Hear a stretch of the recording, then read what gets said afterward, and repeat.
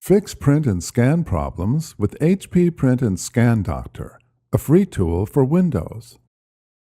Under Product Support, select Use HP Print and Scan Doctor. Select Download Now. If your computer displays an offline or printer offline status, select Yes when prompted to download a version of the app designed to resolve printer offline conditions. Otherwise, select. Before heading ahead into the video, in case you are facing any issue with your HP printer device, get in touch with our HP printer expert.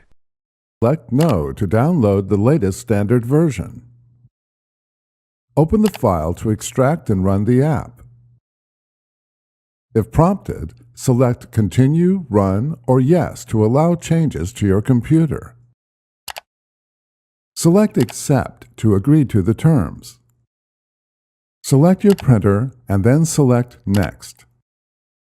The tool detects problems on the computer and connections that might prevent printing or scanning. Follow any on-screen troubleshooting prompts to fix the detected problems and resume printing or scanning. Thanks for watching, and don't forget to smash that like button and hit the subscribe button so that you don't miss any of our videos. And in the case face any problem, get in touch with the experts.